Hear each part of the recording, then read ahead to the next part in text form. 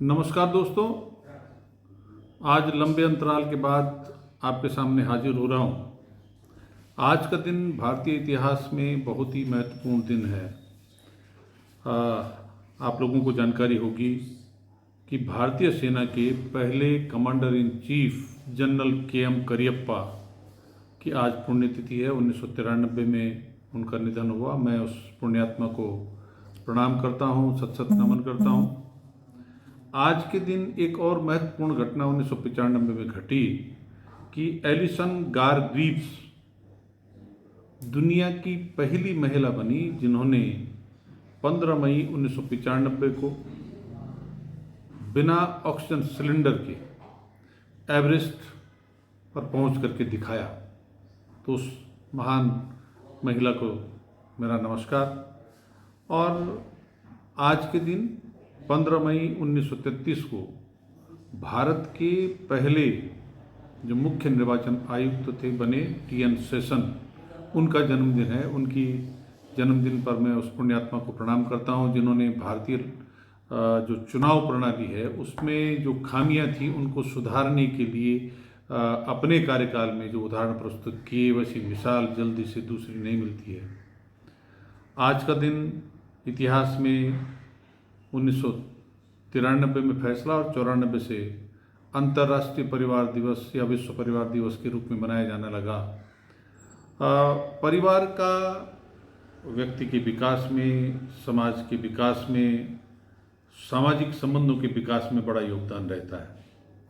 और परिवार दिवस के रूप में जो ये मनाने की परंपरा हुई, इसके पीछे उद्देश्य यह है कि लोग परिवार के साथ जुड़े रहें, लोग परिवार के महत्व को समझें। खासकर जो हमारी भावी पीढ़ी है वो परिवार की आवश्यकता क्या है वो उसको जाने, परिवार का महत्व क्या है उसको जाने, और परिवार का देश और समाज के लिए क्या योगदान है। भावी पीढ़ी अगर इसको समझेगी तो निश्चित रूप से हम परिवार के हिस्से के रूप में अपने विकास के साथ साथ, अपने परिवार के विकास के साथ साथ अपने समाज का और देश का विकास करने में भागीदार बनेंगे। तो मैं आप सबको परिवार दिवस की भी बधाई देता हूँ। दोस्तों, उत्तराखंड में आज चार धाम यात्रा का 12वां दिन है, 13वां दिन है। 3 मई को सबसे पहले यमुनोत्री के कपाट खुले। माँ यमुना, जो यम की बहन जिसको कहा था, वहाँ से शुरू हुआ। फिर गंगोत्री के कपाट खुले, माँ गंगा को प्रणाम करने लोग पहुँचे। 6 मई को केदारनाथ धाम के कपाट खुले और 8 मई को बद्रीनाथ धाम के कपाट खुले। तो अब तक जैसे सरकारी आंकड़े निकल करके आ रहे हैं, लगभग चारों धाम में 2.5 लाख से ज़्यादा लोग दर्शनों के लिए आ चुके हैं।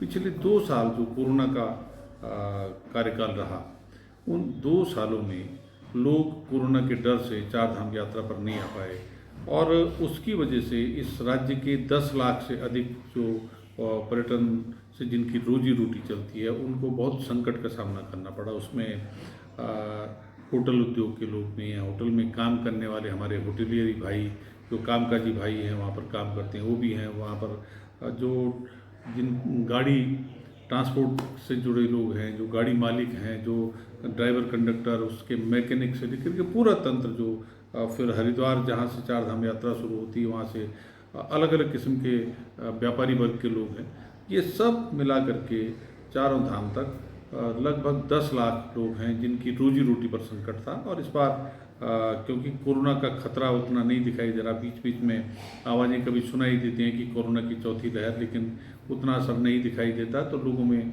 चार धाम यात्रा का उत्साह है। सरकार, क्योंकि पिछली सरकार भी भारतीय जनता पार्टी की थी, वर्तमान सरकार भी भारतीय जनता पार्टी की है। मुख्यमंत्री जो पिछले 6 महीने थे वो वर्तमान मुख्यमंत्री हैं। सरकार को इस समय कोई बहाना लेने की गुंजाइश नहीं है कि साहब हमको कुछ पता नहीं था, क्योंकि पीछे भी आप थे, आगे भी आप हैं, तो आपको सब कुछ पता था। आपका जो सरकारी तंत्र है वो सब कुछ पता था कि इस बार जब कोरोना की आहट नहीं है तो लोग चार धाम यात्रा में भगवान के दर्शनों के लिए बड़ी संख्या में आ जाएंगे। मैदानी क्षेत्र के लोग भगवान के दर्शन के बहाने, चार धाम यात्रा के बहाने उस गर्मी से कुछ दिन निजात मिल सके उसके लिए भी बड़ी संख्या में आते हैं। और जो मसूरी, नैनीताल जैसे पर्यटक स्थलों पर हैं वो भी आते हैं। तो इन सब चीज़ों को ध्यान में रख करके सरकार की जो तैयारियां होनी चाहिए थी, जहां से हरिद्वार से चार धाम यात्रा शुरू होती है, वहां से लेकर के और यमुनोत्री गंगोत्री जो यात्रा का क्रम है वो भी मैं बता दूं कि सबसे पहले यमुनोत्री मंदिर के दर्शन के लिए जाते हैं, जहां लगभग 7 किलोमीटर का पैदल ट्रैक है। वहां पर लोग जानकी चट्टी से पैदल चढ़ते हैं। कुछ लोग जो बुजुर्ग होते हैं वो डंडी पर भी जाते हैं, घोड़े खच्चर पर भी जाते हैं। उसके बाद गंगोत्री मंदिर तक गाड़ी जाती है, तो वहाँ लोगों को पैदल जाने की दिक्कत नहीं है। लेकिन फिर केदारनाथ में लगभग 18 किलोमीटर का पैदल ट्रैक है, जिस पर वही पैदल जो चढ़ सकते हैं वो पैदल चलते हैं, नहीं तो लोग डंडी, कंडी और घोड़े खच्चर पर जाते हैं। ये सब मैं इसलिए कह रहा हूँ कि ये पहले से सारी व्यवस्थाएं बनी हुई हैं, सरकार को भी पता है, सरकारी अमले को भी पता है, तो लोगों को चीज़ों को समझना चाहिए था कि हमको कहाँ क्या व्यवस्थाएं करनी है। इस बार आंकड़ा जो है 12 दिन में 30 से अधिक यात्रियों की मौत हो गई। मैं सुन रहा था कि साहब ये किसी माननीय मुख्यमंत्री जी कहते हैं कि भीड़ भगदड़ की वजह से नहीं हुई। ये कोई जवाब नहीं है। ये जो आपकी स्वास्थ्य व्यवस्थाएं चार धाम यात्रा मार्ग पर हैं, आपकी जो वहाँ पर रजिस्ट्रेशन की व्यवस्था है, लोगों को चेकअप करके भेजने की व्यवस्था है, आपने बातें बड़ी बड़ी की संख्या का निर्धारण भी किया। आपने वहाँ पर जो है ये कहा कि साहब हम ज़्यादा संख्या नहीं जाने देंगे, हमारा सब कुछ व्यवस्थाएं ठीक हैं। हकीकत यह है कि हरिद्वार जहाँ से चार धाम यात्रा शुरू होती है, उससे आगे जब आप चलते हैं तो चार धाम यात्रा मार्ग के नाम पर जो सड़क में अंधाधुंध कटान हो रहा बड़ी मशीनों से, तो सड़कों की हालत बहुत ख़राब है, पहली बात। दूसरी बात यह है कि वहाँ पर जो समय रहते प्रशासनिक अमले को व्यवस्थाएं करनी चाहिए थी, सरकार की लुंज पुंज नीति के कारण वो व्यवस्थाएं नहीं हो पाई। हो सकता है फंड्स न मिले हों, इसलिए ना हो पाई हों। और तीसरी बात है कि स्वास्थ्य विभाग की सबसे बड़ी लापरवाही सामने निकल करके आई है।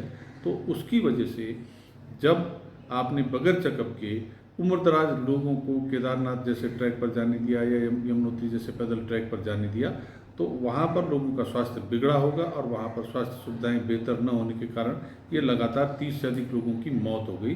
तो इस पर सरकार को चिंता करनी चाहिए। उसके अलावा कल मैं एक वीडियो देख रहा था कि मंदिरों में जो पूजा की थाली होती है उसकी 8-10 गुनी कीमत वसूली जा रही है, अन्य चीज़ों पर भी जो कीमतें वसूली जा रही। तो इससे हो सकता है कुछ लोग पैसा कमा रहे हों, लेकिन बदनामी पूरी उत्तराखंड की हो रही। तो इन पर भी नियंत्रण करने की जरूरत है। सामान की क्वालिटी ठीक हो, सामान के रेट ठीक हो, लोगों के साथ बातचीत का व्यवहार ठीक हो, तो फिर जो अभी केदारनाथ में दर्शन का समय बढ़ाया, ऐसे ही मैं देखता हूँ कि वैष्णो देवी मंदिर में पूरे 24 घंटे दर्शन के लिए कोई मनाही नहीं।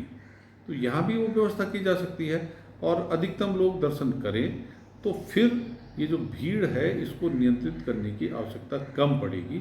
सरकार को चार धाम यात्रा मार्ग की व्यवस्थाओं का एक बार पुनर्निरीक्षण करना चाहिए। और ये मैं नहीं कह रहा हूँ, ये हमारे चीफ सेक्रेटरी साहब ने इसको स्वीकार किया है कि चार धाम यात्रा मार्ग पर सरकार की तरफ से कुछ ऐसी चीज़ें रह गई जिसकी वजह से दिक्कत आई है। हमारी पार्टी की नेता हरिद्वार से हेमा भंडारी हैं, वो केदारनाथ की यात्रा करके आई। उन्होंने भी एक वीडियो में जिस ढंग से यात्रा मार्ग पर अव्यवस्थाओं का वर्णन किया वो अपने आप में प्रमाणिक है, उन्होंने वीडियो में दिखाया भी है। तो मैं सरकार से निवेदन करना चाहता हूँ कि हम केवल इसलिए नहीं कि हम विपक्ष हैं इसलिए सरकार की बुराई कर रहे हैं, बल्कि उत्तराखंड के नागरिक के रूप में हमारी जिम्मेदारी है कि सरकार अपनी जिम्मेदारी का ठीक से निर्वहन करे। इसके लिए हम सरकार को चेताना हमारा काम है, वो काम कर रहे हैं। मेरे बहुत सारे साथी अब मेरी इस बात पर अनाप शनाप कमेंट देंगे, आप जरूर दीजिए, लेकिन सच कहना हमारी जिम्मेदारी है और हम कह रहे हैं और कहेंगे। तो आप सबकी यात्रा मंगलमय हो, ईश्वर आपकी मनोकामना पूरी करे। इस भावना के साथ मैं आप सबको प्रणाम करता हूँ। धन्यवाद। जय हिंद।